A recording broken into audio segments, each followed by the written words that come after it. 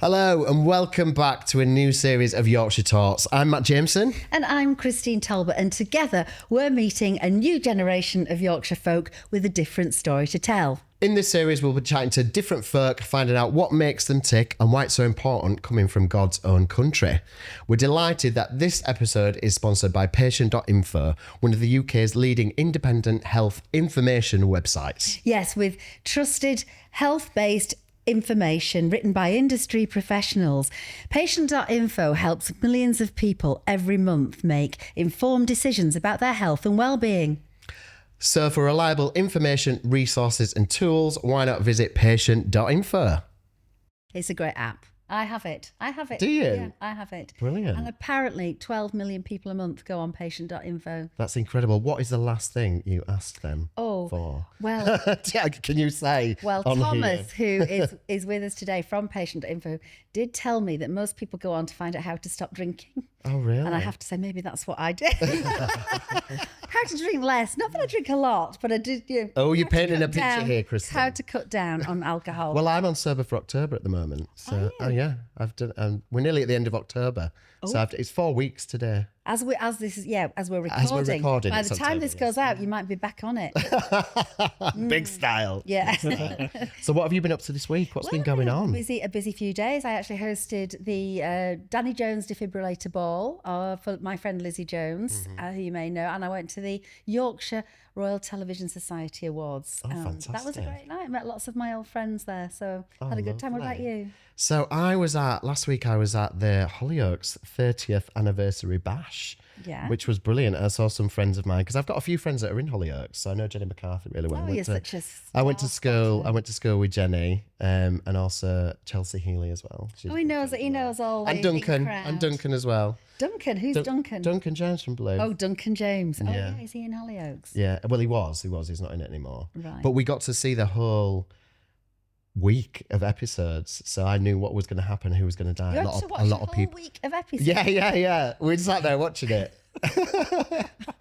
A lot of people died. Okay. It's a long night. Yeah, it was. But it was fun. It was a party afterwards. Okay. And it was a free bar, and I wasn't drinking. Oh, you were desperate to get to the party bit, weren't you? After seeing a lot of people dying in a long, long time watching telly. Anyway, I think it's time that we introduced our guest today. Yes. Yeah. And anybody who watches breakfast telly in the morning may wake up to his lovely, warm, affable nature and smiling face, because he's one of the country's best known telly GPs. Yeah, he's probably the most famous GP, I think, in the country at the moment, imparts on his medical knowledge with warmth, making even complex health topics easy to understand on programmes like Lorraine, which you go on quite a lot. Yeah, he's a Bradford-born lad, and he still works as a proper GP 3 days a week. I don't know how he managed to juggle his busy life, but he's also a great advocate of nature and the countryside, and he loves to cook as well. So let's find out a little bit more about Dr Amir Khan. Oh, thanks. I'm loving that intro. That's really nice. I wish my mum was here to hear it. Oh. I mean, she's not dead. She's just not here. Well, that's good to know. That's good to know. She can always watch it back. She can, yes. Exactly. You really probably are one of the busiest people I know, on television, because not only on telly, you work as a doctor, you also have a big social media presence. How do you manage to juggle all the balls? Yeah, it's really like, I know it comes across that I'm really busy, and I am, but the things that I'm doing are all, I mean, certainly the GP work, because I've been doing that for, I think I've been a GP now for coming up to 15 years. So it feels like second nature to me. And I've been at that same practice for most of that time. So I know those patients really well. And I grew up in that area as well. So I can go there, and even though it's busy and it can be challenging, it's what I'm trained to do. So it doesn't feel like I need to, it sounds really weird. I don't need to engage my brain too much, because I go into autopilot when I'm there. And then everything else, the TV stuff, is starting to feel a little bit more natural now. I still get nervous, but yeah, it is challenging. And I am, I know this sounds crazy. I actually don't have a written diary. Everything is here, which is why I was so hard to pin down for this. Oh. How do you do? I'm at that point now where everything has to go in my phone. Yeah, everything is I can't explain it. People buy me diaries for birthdays, Christmas, because they know how disorganized I am, and I just can't engage with them. So everything is just like, I think I'm free that day. So they say, I am my agent's worst nightmare. I am. Well, does anybody actually do that for you? Do they say, look, Amir, you've got to be there at that time? So I'm really lucky. I've got a brilliant agent who will WhatsApp me like 3 days before, 2 days before, 1 day before. So I know it's coming. But I know it sounds awful, but it's worked for me this far. And so I'm just going to continue with it. Do you have like set days then that you're working in the GP? Yeah. So I'm at the surgery Monday, Wednesday, Thursday. Okay. And I'm on Lorraine and GMB Tuesdays and Fridays. So those days are kind of set. So I just work around that. Okay. And they're really flexible with me as well. If they need me through the week, they'll let me do it from the surgery. So that's really handy as well. Brilliant. And how much fun is it? I mean, I would love to meet Lorraine. I've never met Lorraine. I bet she's a right hoot. I can just imagine. She is exactly, I mean, she's amazing. She's exactly how you see her on TV, except in real life, she's a lot more swearier. And I love that. I love it. Yeah. Because she's Scottish, isn't she? Yeah. So I can imagine. I can imagine that. I'm definitely. shocked. I am shocked. Are you shocked? So were you, Christine? I mean, I've heard you swear a few times. She's Glaswegian, of course. Yeah. And she introduced me to a Glaswegian kiss. I had no idea what that was until she Tell told me me. what a Glaswegian kiss is. It's a headbutt. Headbutt in the face. She hasn't done it to me. But she's threatened me with it. No, she hasn't. She hasn't. It's a nut in your head. Yeah. Not in your head, yeah. You don't, if someone offers you that, Christine, just say no. I definitely will say no. I will say no. I'd be like, so I offer like my cheek and then I get a nut on the head. Yeah. Oh, not what you think. Well, I mean, it's lovely because really through your social media as well, you've got a huge following and a lot of people really love to engage with you. But we've also learned a little bit about your life. At home, you say you were brought up in Bradford. You're part of a very big, close-knit family, aren't you? Yeah, I am. I've got my mum, Mama Khan, which she goes by. And actually, like people call her that. We call her that as well. And I've got 6 sisters, no brothers.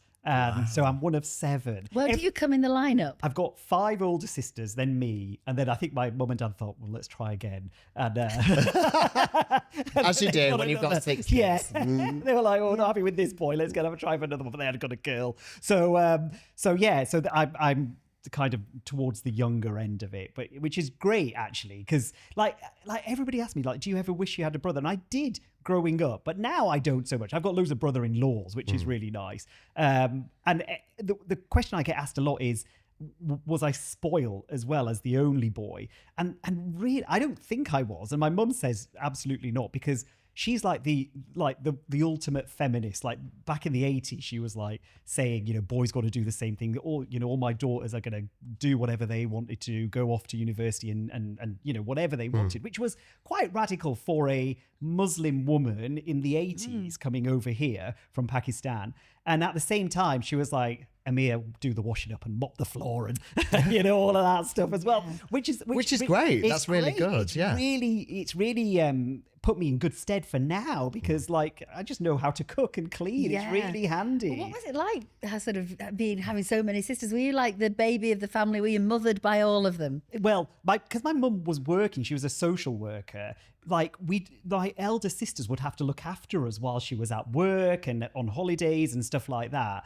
I think that the worst thing about it is the hand-me-downs. So as the only boy, like you never think about it. And I didn't even realise. So my mum used to put me in woolly tights, my sister's woolly tights underneath my trousers in the winter. I just thought it was normal. And I'd go to school. And then in PE, I was like getting changed, and everybody was like, "Why are you wearing woolly tights?" I'm like, "Well, why are you not wearing woolly tights?" You were setting the trend. You were setting the trend. So the hand-me-downs was like just did not work for me. You didn't have to wear any frilly dresses or anything like that. No, but there was a lot of like crop tops and.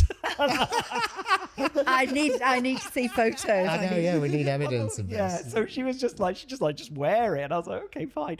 But no, there was no overly mothering. I think my elder sister's got a bit overwhelmed with having to look after us all the time. But that's just part of being part of a big family, isn't it? It is, yeah. And it was really nice, you know. And I had to share a room up till I was about 10 with 2 of my sisters. So so like we're all really close now. Yeah. It worked.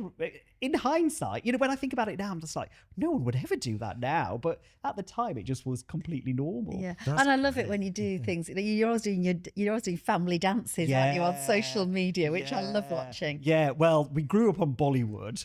Like every Friday night, we'd go round to like the dodgy Asian video store in Frizinghall in Bradford. Why was it dodgy? Well, none of those videos were legit. So they were like recorded off a big screen, and then we'd and then we'd just watch Bollywood, and because my sisters were so into it was my sisters and my mum, and they would like do the dances, they'd learn the songs, and so it was just part of what we did on the weekends and stuff. So.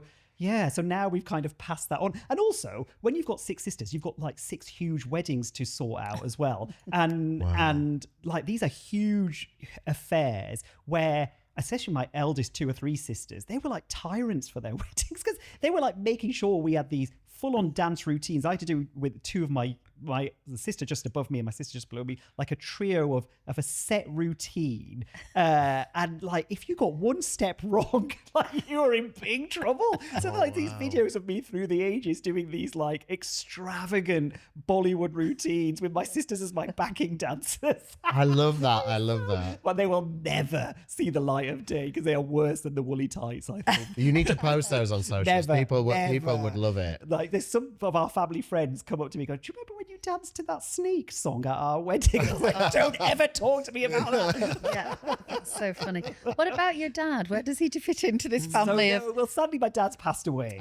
And he passed away when we were quite young. He was a bus driver and he was working shifts a lot of the time. So we didn't really spend that much time with him if I think about it. But I remember when, because some of his bus routes went past the house. And the main thing I remember was my mum preparing dinner, putting it all in Tupperware and saying, run to the bus stop when he gets there. Like we had to run and hand him over this food. And then he'd drive off. But he was brilliant for whenever you wanted to get anywhere, he'd tell you exactly which bus went there. So he was really handy for that. But sadly, he had heart problems. And he passed away. I'm so sorry to hear. That's okay. It was many years ago now. But, you know, he was a good dad. But he worked really hard, like, as a lot of people did. So I think that was his main gift to us, which was, you know, he brought my mum over here. We grew up here. He worked hard to establish us as a family here. So yeah, very, very grateful for him. And obviously the work ethic. I mean, is that where it was ingrained with your family, really? Because did you always want to go into medicine? No, I had no idea what I wanted to do. I really,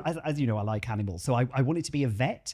And so I think my mum just kind of entertained that idea because she realised that it's the same subjects to get into medicine, so just let him study what he needs to study. And then it's Shipley Vets, because we grew up, we moved from BD3, Whalley Drive, to Shipley when I was about 11. And so I got work experience at the vet in Shipley. I can catheterize a hamster, by the way. I can. Very useful. A hamster? Tiny bladder. So, which was great because when I was catheterizing people, it was just like, I can throw them in now. So, but...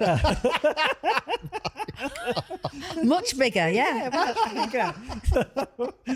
But anyway, I forgot what the question... No, I've just got images of this now. Yeah, you wanted to be a vet, not a doctor. Yes. What I realised very early on into that work experience was I'm not very good with sick animals. Like I can't cope with this, you know, like the sadness of it. And so, which sounds really weird because I can cope with the sadness of sick people because you can talk to them, you can understand them a little bit more and cope with it.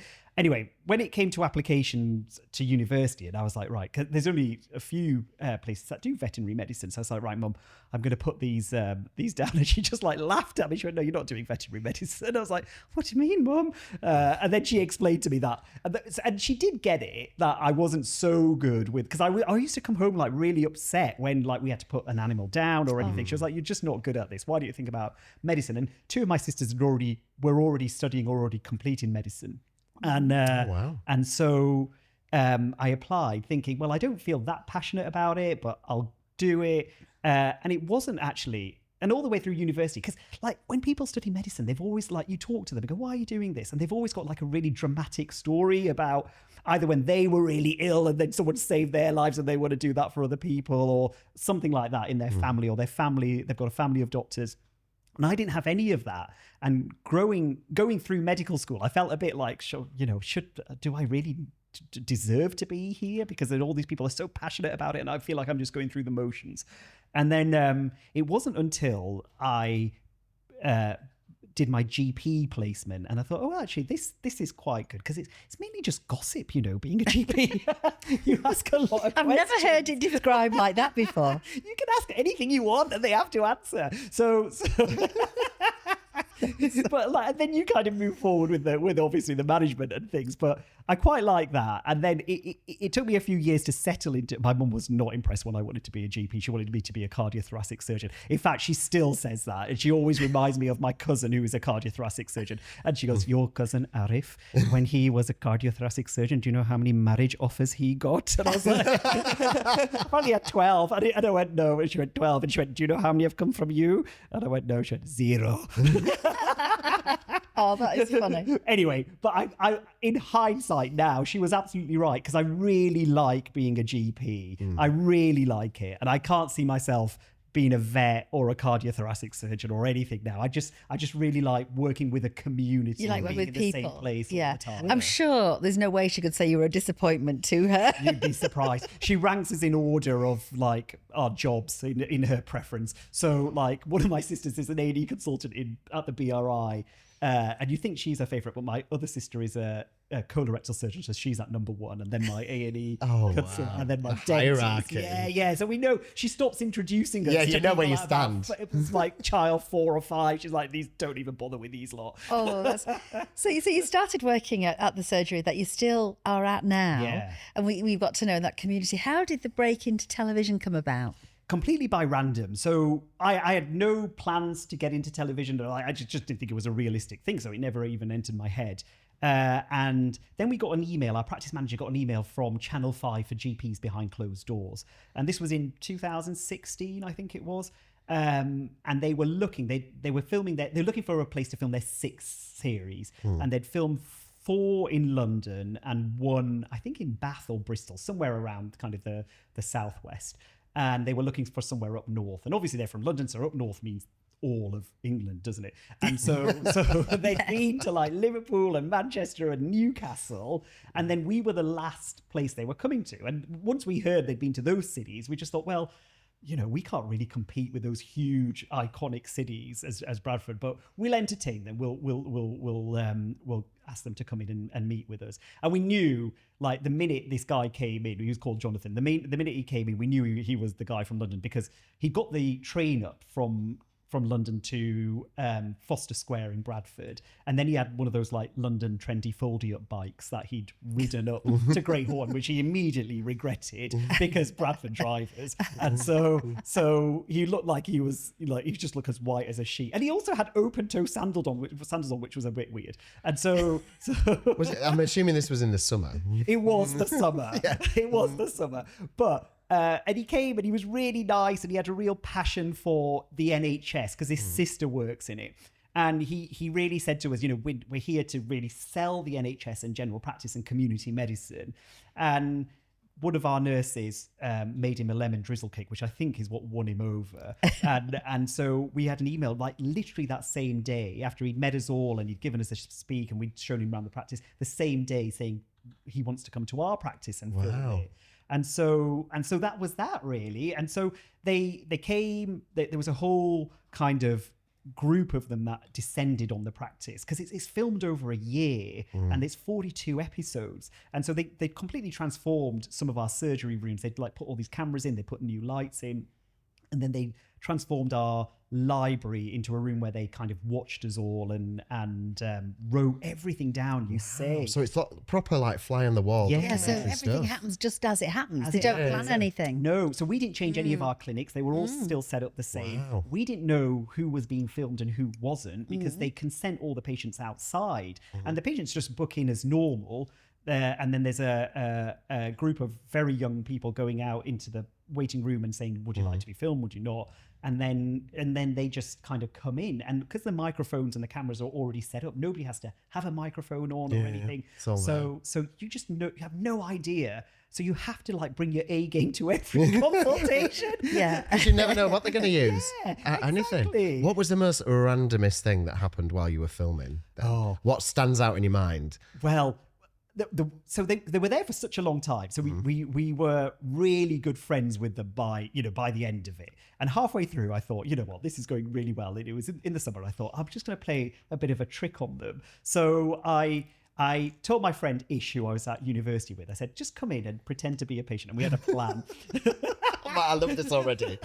So Ish came in. It was a Friday. Ish came in the afternoon, and he sat down, and we'd both done GCSE drama, so he knew what he was doing. And he sat down, and he kind of looked a bit shifty. And one of the researchers went up to him and said, who are you here to see? And he went, I'm here to see Dr. Amir. And she said, well, he's being filmed today. Would you mind being filmed? And he put on a bit of a show, and he was like, no, it's a bit embarrassing. I don't want to be filmed. And she was like, but whatever it is, it might really help the nation. And so he reluctantly agreed, and in he came, and he came and he sat down, and I said, I'm Dr. Amir. We pretended we didn't know each other. I'm Dr. Amir. How can I help? And he went, well, it's a bit embarrassing. And I was like, well, don't worry. It's just between you and I. And the nation. Yeah. the whole world. And he said, well, I've just come back from Magaluf. And I was like, hey, hang on. We know what happens there. So, and he said, and I've got this discharge down below. So I was like, don't worry, complete professional. Here's a urine bottle. Go and do a sample, and we can test for it. And so off he went, and he came back in with a urine sample, a fake urine sample. And I knew the cameras were watching, so I unscrewed the lid, and then I sniffed it. And then I drank it.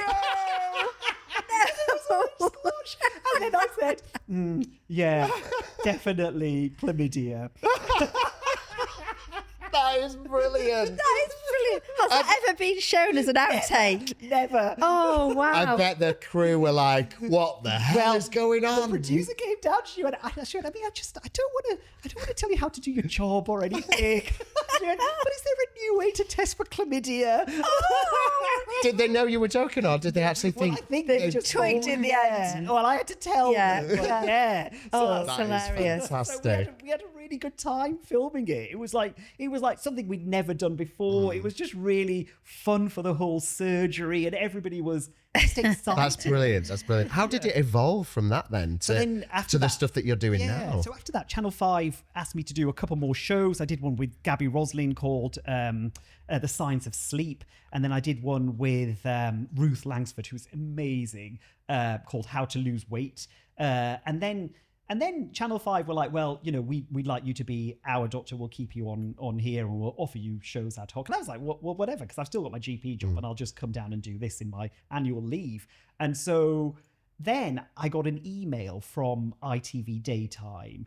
And, of course, I did that thing with Calendar as well. Well, I was going to say, I am so disappointed it wasn't us that gave you your big break. You were before Channel 5 offered me anything else. I claimed that, didn't I?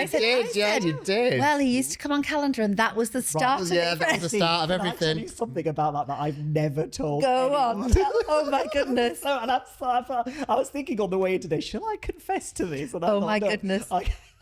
This is a safe space. Get it off my chest. It's a safe space. So this was before I did the Gabby Roslin and Ruth Langsford show. In between kind of GPs behind closed doors and anything else, Calendar called and said they were doing this.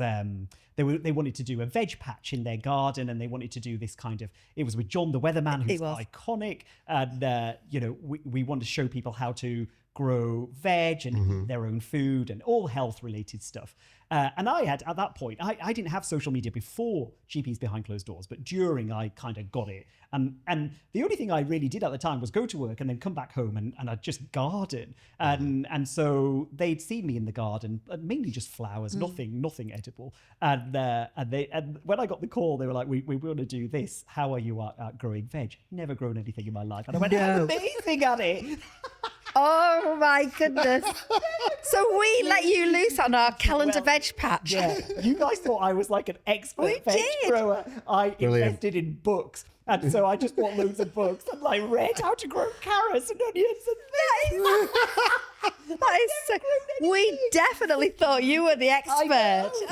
Fake it till you make it. All standing there looking at this veg patch. Oh, they're amazing. Onion seeds, you've got to put them 2 centimetres deep. Like, checking my poke before. That is so funny. Did everything grow? Everything grew really well. It grew so fast that we couldn't keep up with it. It was growing like mad. Then you got really busy. Yes. And I think a couple of people had to keep going. We kept sending our reporters out. Can you just go and weed that veg patch? Just so it doesn't look like a manic veg patch. But it did. It grew really well. It did.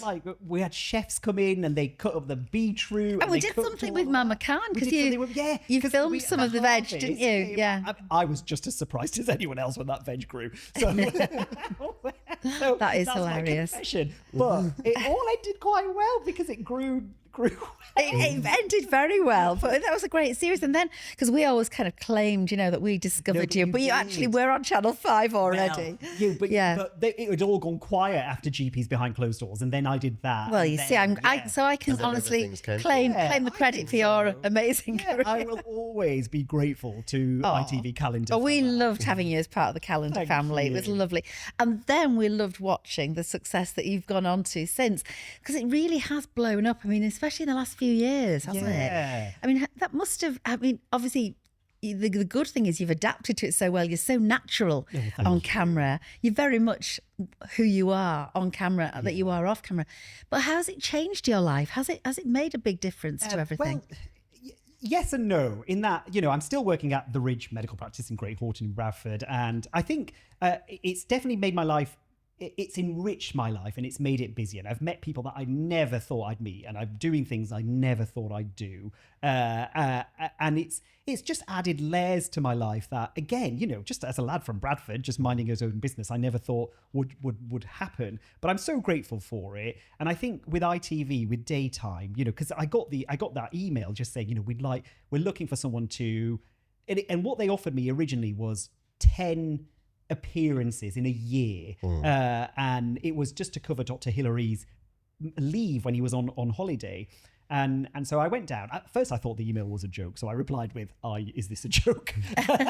And then they came back and said no, and I went down to London and I got interviewed by some really lovely ladies, and then they offered me this position again on the spot, which was just incredible, and so I didn't really know what it involved at the time. So this was in 2019, just towards the end of 2019. So they said, we're probably looking at 10 to 12 appearances in a year. And I thought, well, I can manage that. And then COVID hit in March. And then it all just blew up because everything was medical related.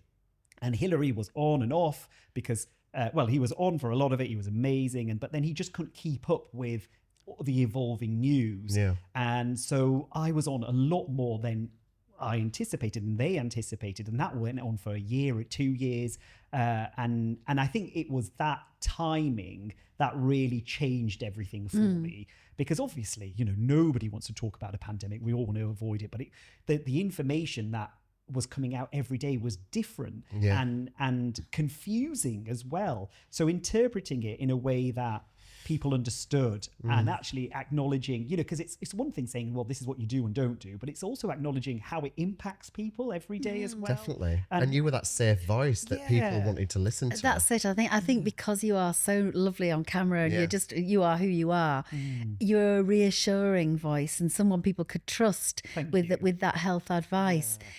Just sort of on another point, what do you now, looking back on the pandemic and how we reacted to it, with the lockdowns and the children staying at home, do you think the right approach was taken?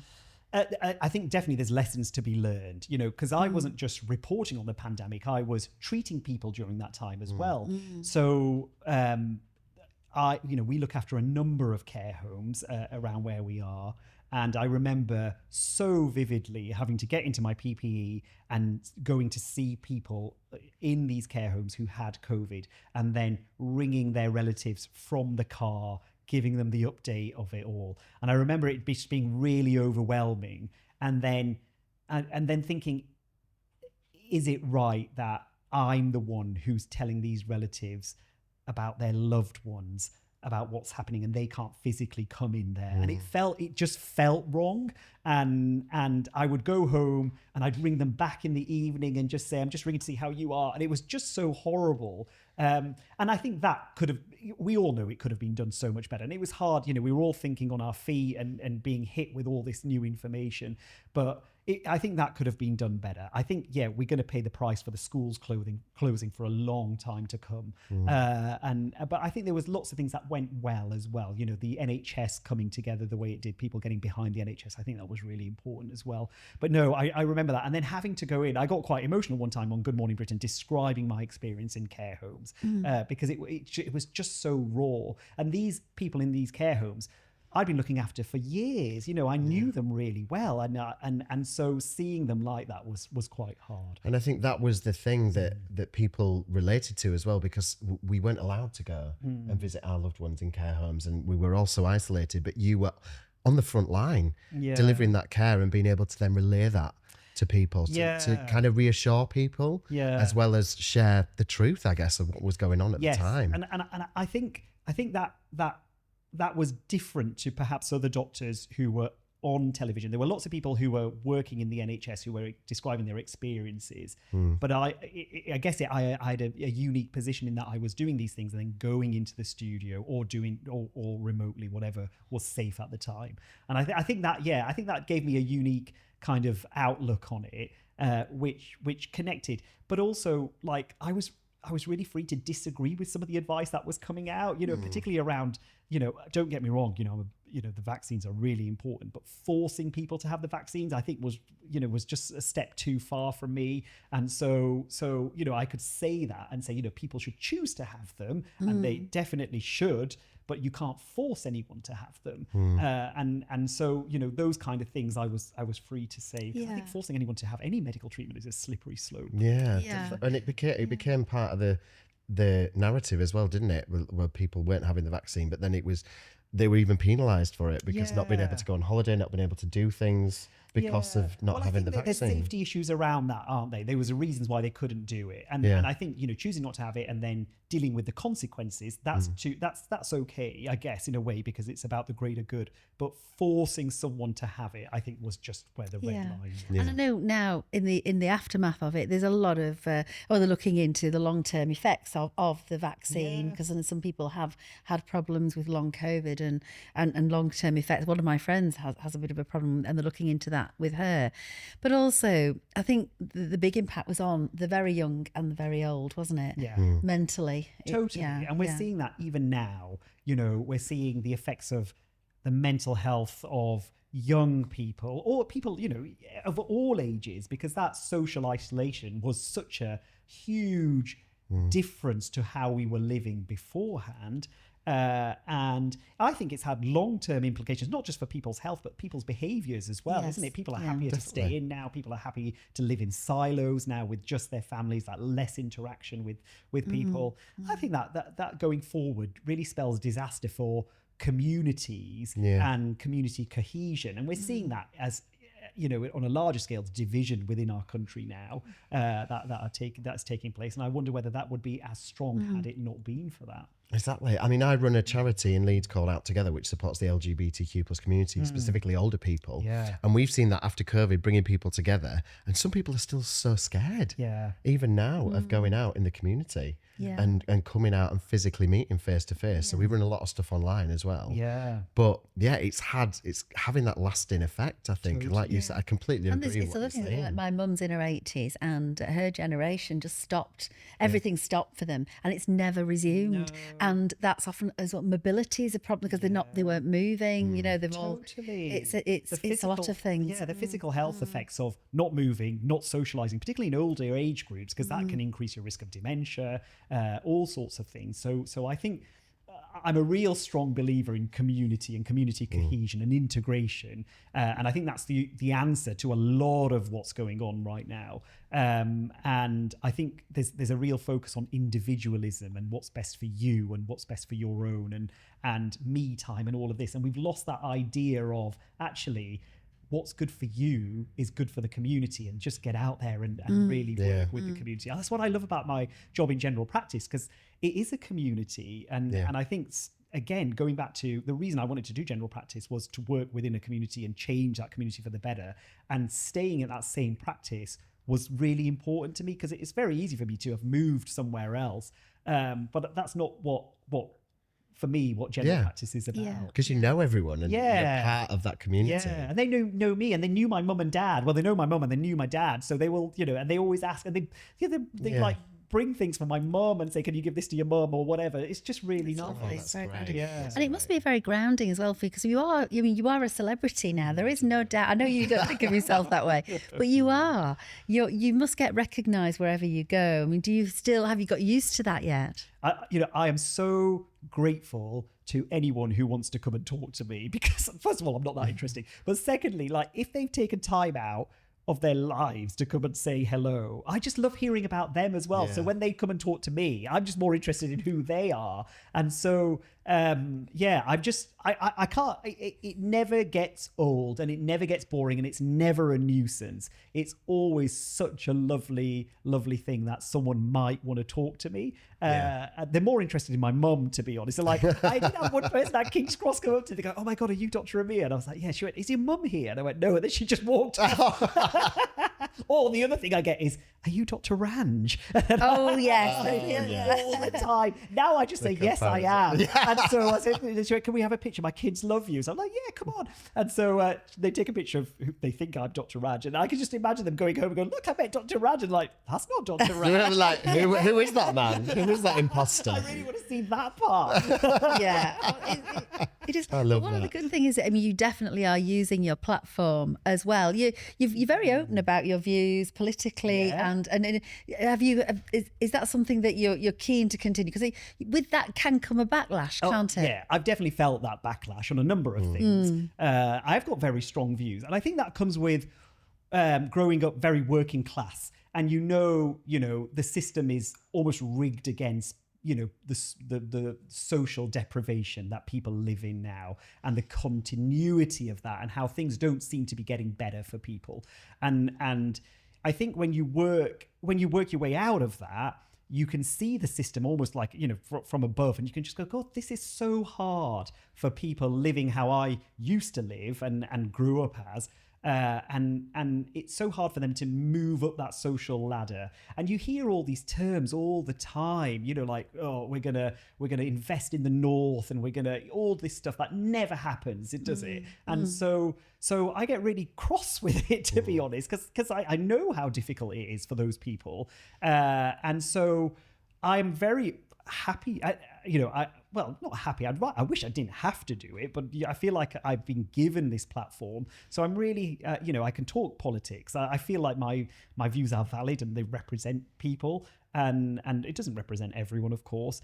And I think it's really important for me to stand up against the rising tide of racism right now, for trans people. And I do a lot of things around green spaces and nature and climate change, because, again, you're perhaps not here in the UK, but the poorest people are going to be affected by these things across the world.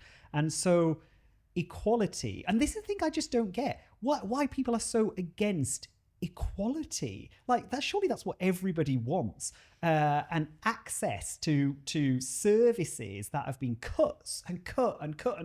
I'm so sick of, I'm not going on a soapbox now, but I'm so sick of poor people having to pay the price every single time there's a cut.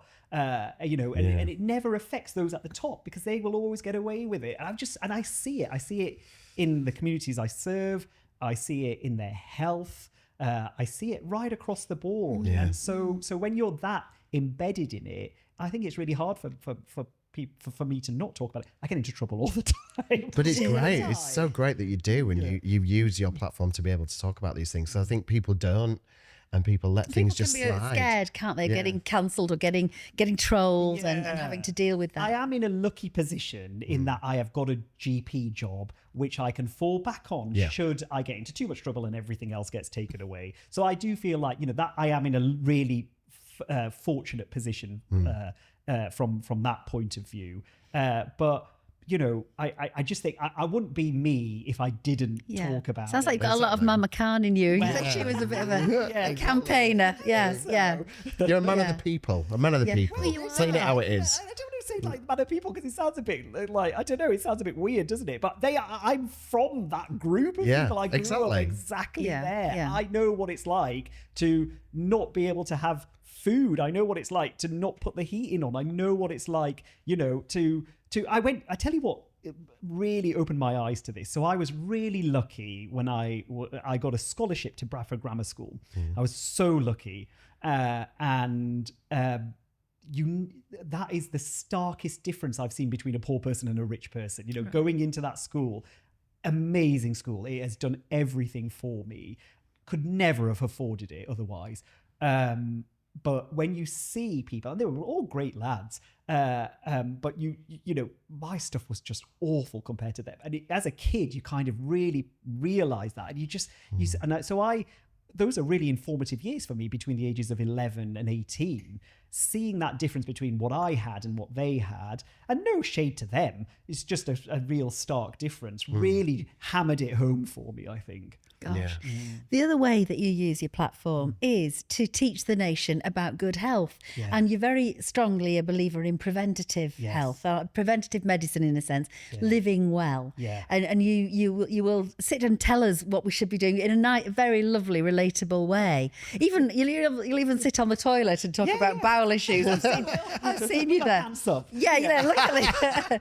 Why is that so important to you that you can educate? Well, I think because working in the NHS, it feels like you're firefighting all the time. You're having to deal with the acute stuff that comes in, and you never really get to the point where you're focusing on wellness and longevity. I think that is where we need the NHS to go once we've dealt with all this backlog, but that backlog is just huge. So I think, I'm doing that firefighting at work every single day, but actually what we need to do to try and stop this backlog from getting bigger is make people live well. But I don't want to do it. I always think, like, you see all these like wellness people, don't you, online and stuff, and you just think, well, all of that is so not relatable to anyone that I know. So let's make it really, really relatable. For example, when the NHS says you need to be doing 30 minutes of exercise 5 times a week, if I say that to one of my patients who's working 2 jobs, getting kids off to school and blah, blah, blah, blah, blah, it's just not relatable to them. So what I talk about is, right, any movement is good movement.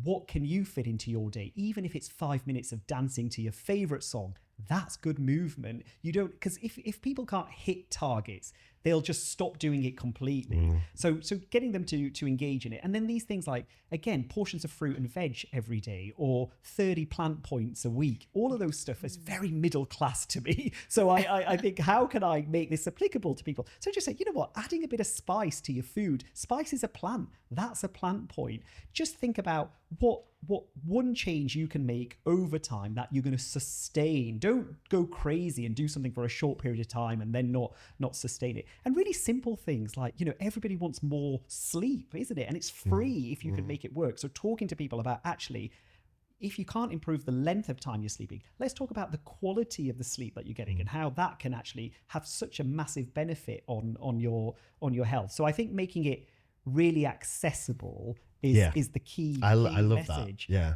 And I think it is, and just educating people on that and not making it complicated. Yeah. And making it easy and accessible, like you said. Well, that's it as well. People will look at it and say, well, Dr Amir said I don't have to do it that way. I can walk for 5 minutes here, there and everywhere, and it adds up to the 30 minutes. And I've just got to maybe walk a little bit further every day than I normally would or something. Yeah, totally. And I think that's so important, because I've seen, one of my specialist interests is diabetes, and so much of what happens in people's life affects their blood sugars. And so, and we know things like living in poverty affects obesity levels, affects insulin resistance, and blah, blah, blah, blah. So if I used to just give them this pack that said you have to eat this and you have to do this and blah, blah, blah, blah. And like none of them did it, and their blood sugars just stayed really high. But actually engaging with them, you learn really early on, you tell me what you can do rather than me telling you, makes such a big difference. And so,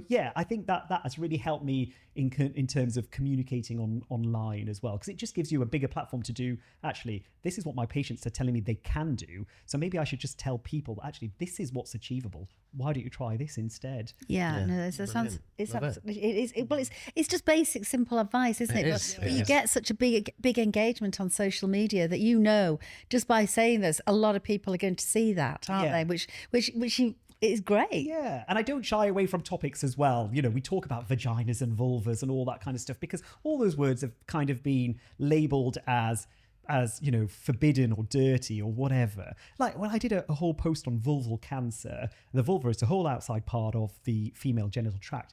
Loads of women told me they didn't even know they could get cancer in their vulva. Lots of women told me they didn't even check their vulva regularly. And so I was like, you know, if you're postmenopausal, you need to be checking your vulva as much as you're checking your breasts once a month. So you know, those kind of things are really important. Yeah. It's about educating and just making things not taboo anymore, and just being real about it. Totally. And people relate to that, don't they? Yeah. Now, you're with ITV. Yes. Are you exclusive with ITV, or have you got other things in the pipeline? Or I am kind of exclusive with ITV. I've got quite an ironclad contract, which kind of not stops me, but I have to discuss if I'm going to be on another channel or particular shows on other channels as well. So there's lots of things I can't do as a result. And a lot of it is about maintaining my credibility as a GP and a professional, because they don't want me to do, I don't know, something that might jeopardize that. But within that, you know, and that's not necessarily a bad thing, you know, they do offer me shows on ITV as well, and like reality shows on ITV. Like I'm a Celeb. I have been offered I'm a Celeb, but I turned it down. Because I'm an animal rights activist, and I can't go on a show that treats animals like it does. No amount of fame is worth that. No. Well, that's good. That's good. I was going to say that if you can't go to the other side, so you couldn't do Strictly. No, well, I've never been offered Strictly. I think that if I ever was, I'd love to do it. I would have that discussion with ITV. I think you'd be ITV, brilliant. Well, especially with your dancing, your history of dancing. There's two moves I can do. I can grind and I can do Bangra. I don't know. If there's like a week of grinding, I can do that. A week of they need to introduce it. There needs to be a grinder week. Never mind movie week. We'll have grinding week. You'll be good at that. You'll be good. Oh, would I? Yeah. I'm worried what you think of me, Matt. I'm really concerned about this. I've got to confess to drinking too much wine. Now I think I'll be good at grinding. Stick on a bit of Rihanna. You'll be fine, Christine. Brilliant. Oh, have you got any plans coming up? What's next for you? So I'm doing my own podcast as well, which is out at the moment, called No Appointment Necessary, which is doing really well. We're consistently... touch wood, we're in the top 20 in the Apple charts quite a lot. We're the number one health and fitness podcast, so that's great. I'm doing a cookbook with my mum, which is taking a lot longer than I anticipated, because trying to get recipes from my mum and quantities of things going into recipes is like mission impossible. She's just like throws things in because she's been doing it for so long, and I'm just like, Mum, but I need it in grams. Yeah. She has to go back and measure what she's. I know. Like just pretend you're putting it into a pot and put it on this weighing scale. She gets so annoyed with me, honestly, and I think she's getting really frustrated with the whole process. So there's that, and I've just finished filming a new show for Channel 5 called How to Boost Your Brain, which is all about how to keep your brain young as you get older, or healthier as you get older. And I spoke to some incredible neurologist and neuroscientist for that. So amazing. How do you do that? Is it keeping the, learning a language or something like that? So learning a language. So I'll tell you one of the myths that I was really disappointed with. Like, doing puzzles is actually not actually that great for your brain. So all this Wordle stuff and all these things. You think it's my mum does everything. She's got her iPad and she's doing all these things. My mum does. Yeah, thinking it's helping. You will get good at that particular task, but it doesn't involve getting your brain younger. What you need to do is kind of use different parts of your brain all at the same time. So learning a language does that. Learning a new instrument does it. And I thought, well, again, that to me is really inaccessible for a lot of people. I said, give me some simple tips that actually help with your brain. And one thing that actually uses a lot of your brain at the same time is cooking a recipe from scratch that you haven't done before, because you're reading, you're measuring, and you're doing things and producing things. Wow. So that's a really simple thing I think people can do. Exercise is huge as well. There's a part of your brain called the hippocampus that grows new brain cells. And exercise, particularly strength training, is really good for growing new brain cells. And then we talk about all the different foods as well that really reduce your risk of Alzheimer's dementia. So it's really fascinating. So interesting. That I will be watching that series. definitely. Called How to Boost Your Brain. Oh, I can't wait. When's that coming out? Early next year, hopefully in January. Brilliant. You never know, do you? You finish filming these and then you I just know, never it's know in the what's gonna hands of happen. somebody else, isn't it? I know, it And then definitely I've is. got another show with channel ITV that I don't think I can say too much about, but that'll be out next year as well. So exciting. yeah. Are you enjoying What's your going life on? at the moment? Yeah, you know what? I've kind of got into that mindset of just say yes to everything, because you never know when it's going to stop, right? So you just say yes to everything, because there will always be someone else coming in through the years that'll be the new person, and that's fine. That's how I did it. So I'm just saying yes to everything now. I don't think anyone's ever going to tire of you. I definitely don't. I don't. That's And brilliant. who's your best celebrity friend now? Oh my God. What do I say? Let me think. Christine Lampard, I would say. Christine Lampard is the most fun person in the whole world. She knows how to party. She knows all the best places in London. Obviously, I don't really go out in London ever until I'm alone, but Christine Lampard gets you in everywhere. And she knows every famous person as well. So yeah, I think she's like She's a new bestie. Yeah, she's my new bestie. And she's properly genuine. I think being Irish and from Belfast. No, she seems a lovely lady. Yeah, she does seem is. lovely. Now, we ask our guests to bring two things onto our podcast. One is something that says Yorkshire to you. So what have you brought in, Amir? So I have got a picture that's up in our house, and it's a bit of a random picture, but it's a picture which I loved. I bought it from a shop in Otley. And it's a picture of some sheep in the snow in Denton, which is in between kind of Ilkley and Otley. Oh, it's a lovely picture. It is. It's gorgeous. And it's kind of got writing by the photographer down there. But what I love about it, and why it reminds me of Yorkshire, is the landscape, first of all, the weather. And actually, it's kind of the sky more than anything, which I love. Because Hold it up to our camera, then it can see it. No, so yeah. Because I always think, you just never know what the weather's going to do, right, in Yorkshire. And I think this picture kind of encapsulates that, because they always say if it's raining, it'll stop soon, or if it's not raining, it's going to rain soon. And I think that just captures all of that, and the great outdoors of Yorkshire. Yeah, it's got that slight could it rain or could it be sunny feel about it. And I love the snow. sheet. I love the sheet. They're literally all looking dead in the camera as well. I love this picture like that so as much. well. It really and kind of Ilkley and Otley are my stomping grounds, so that's where I would go for my shopping or out for lunch and that kind of thing. So this kind of is so local to me. So that's home. Yeah. Is it a photograph or is it a painting? photograph. Is it a painting? Yeah, it's a photograph. It could be either. Wow. couldn't Yeah, it? it could be either. It is gorgeous. Yeah. And you can see the sun. There's just like, it's like evening time, isn't it? Yeah. Just the Yeah. It could little be bit of a summer's sun. evening, but there's frost on the ground. Yeah. So, Yeah. So it it's looks like definitely a winter, winter's time. And winter is my my favorite time of year. It's by a photographer called Penny Paisley, and she's Yorkshire as well. And I just think it's great. And there's only 50 of these photographs of this particular photograph around, so I thought it's just Yeah. It's lovely. Oh, lovely. And we also ask something that means something to you, something that's really special to you, Amir.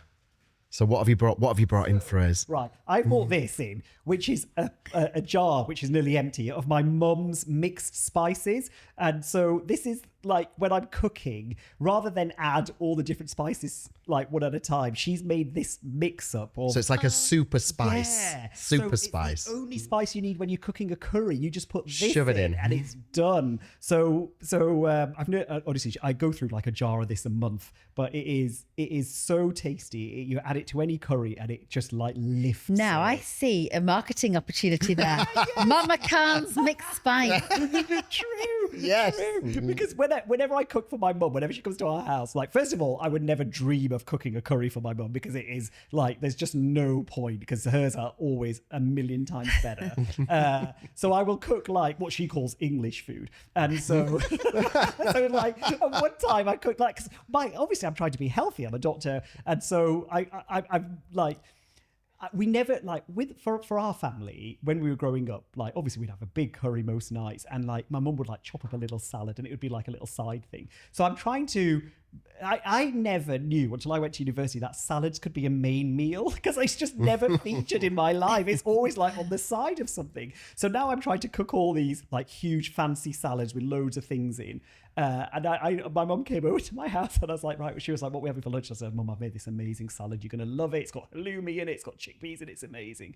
And she just looked at it. She went, but where's the rest of the lunch? And I went, no, this is the lunch. This is what we're having. And she rang my sister up to pick her up. No. Take her out for lunch.